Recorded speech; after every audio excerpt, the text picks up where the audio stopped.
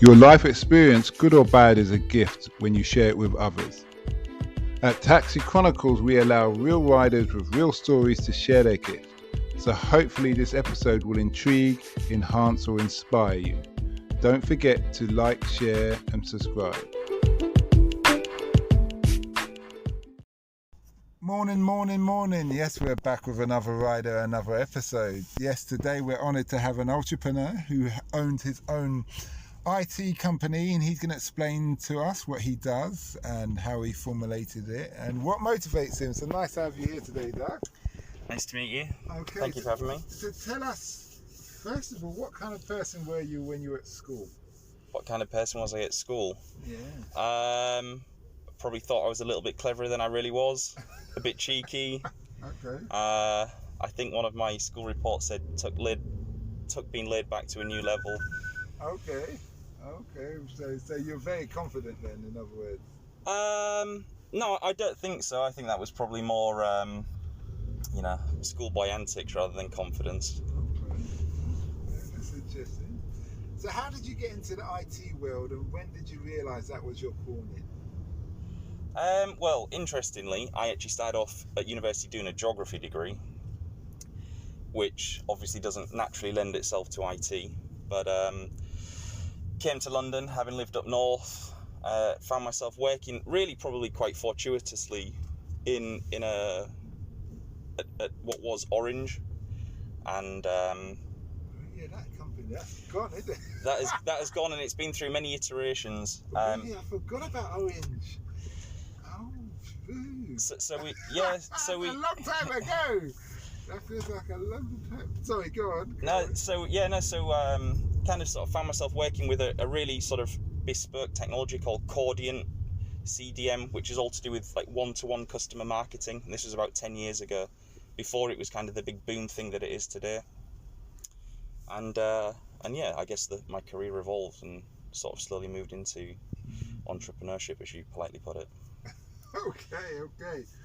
What have you learned from the industry, and also being the owner, that you wish you knew when you had started? So I only started about 18 months ago.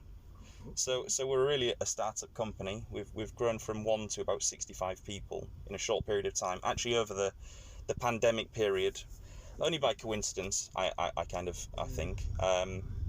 What have I learned? Just to sort of break problems down into really small things and approach it in a way that you think that you can do it. Like, in reality, when you start a business, you are faced with problems that you've never faced before, or maybe not problems, but challenges and questions and things that, in all honesty, you don't have the perfect answer to. And it's just about being honest, being a bit humble, doing what you can, and just making things a little bit better one day at a time. Okay, that's interesting. What are the major hurdles that your company or you've found, and what you would encourage, what you would say to a younger person who's trying to do what you do? What would I say to a younger person? I think you've got to have a lot of belief in what you're doing. I think it's important to be realistic in what you're able to achieve. When you're creating a product or a service, you've got to think about, in all honesty, who you're gonna sell that to, or who you're gonna service with that in some way to monetize it.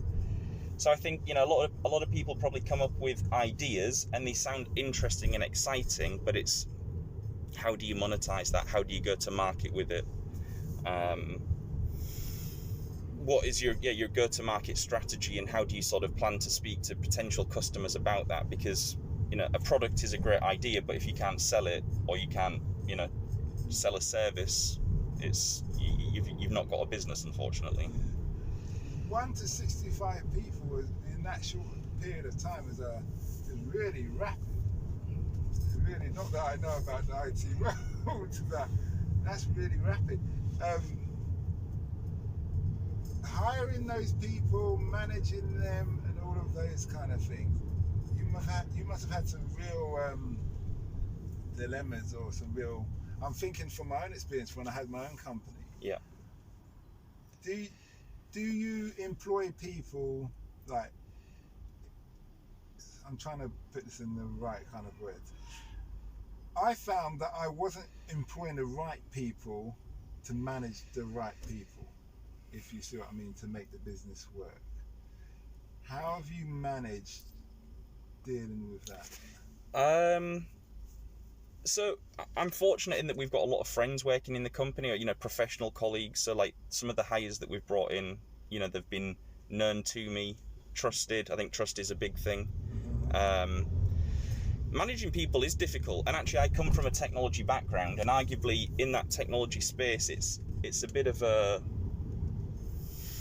elephant in the room, that sometimes, you know, people that are very good at tech doesn't naturally mean that they're great leaders or great managers of people, but that's often the trajectory that people want to get to when they reach a certain level of maturity in their career. And that's a difficult balance to find. And I suppose you just identify good qualities in people and you know, put those people in positions of responsibility, and, you know, give them the support to, you know, ultimately I'm new in sort of this industry, new into sort of owning my own business, and I'm learning, and to some degree some of the people that I've taken on that journey with me are learning as well. And I think probably the one other fortunate thing is that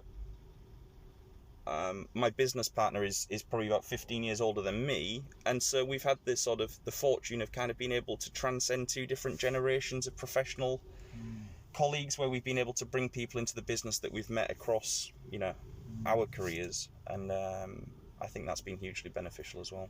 What does the future hold for you and the company? Good question.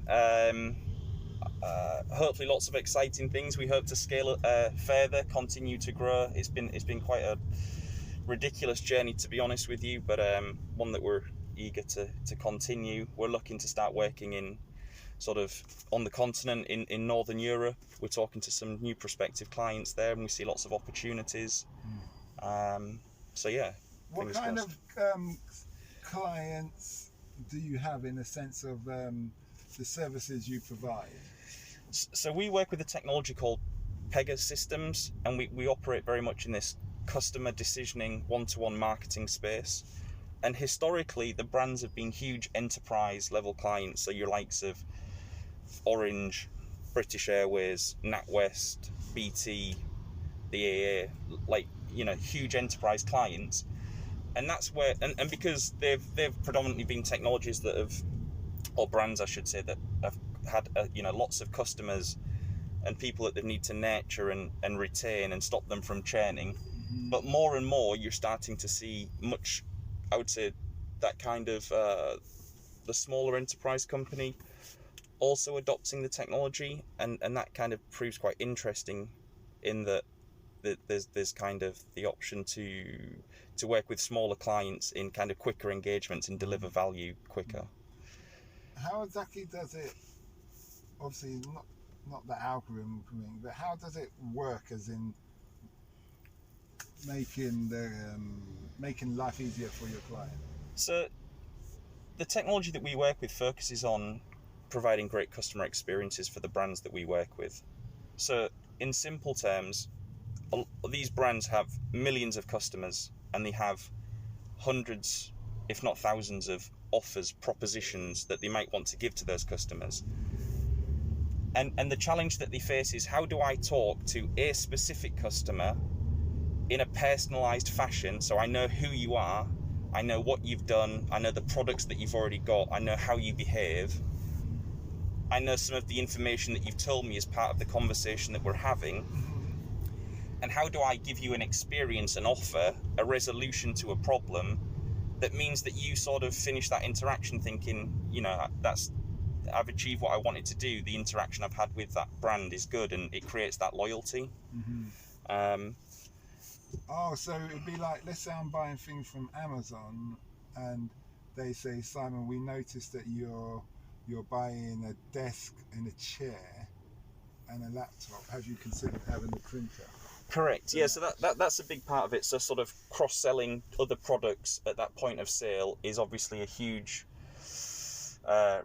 revenue stream for businesses, and that's part of it. But it's not always necessarily selling. It could be just, it could be working with a bank, and it's you've just taken out a mortgage. I would then not want to offer you a credit card in the near future, because you've just taken on a huge amount of of debt. So it's managing that interaction at multiple levels. Sometimes it's almost the things that you don't see. So what is the contact frequency to which I'm talking to you? Am I over contacting you? Am I under contacting you? Mm-hmm. Are there some things, obviously marketing privileges and cookies and all those things. It's sort of being respectful of the customer's wishes and GDPR and all of those sorts of things. So it's a hugely complex decision, and it's decisioning the environment that we work in. Okay, sure. You've been a great guest. Last question is, what's the impact you want to have on the world, and where can people find you? What impact do we want to have on the world? We want to provide good customer experiences for the brands that we work with, for their customers. Where can people find me? They can find me on LinkedIn at Decision Consultant Solutions, or online at decisionconsultantsolutions.com. Okay. Well, thanks a lot for that. We appreciate it. And to the audience out there, remember, any links mentioned will always be in the link down below. Thanks a lot, and have a nice day. We hope you liked that Taxi Chronicles interview. Don't forget to share and subscribe to get the latest episode. Ever considered investing in the continent with the fastest growing economies and population on Earth? The same continent that holds 30% of the world's known natural resources. Listen to our sister podcast, Africa Investor Stories, where you hear real investors with real stories from around the world share their experience of investing in Africa.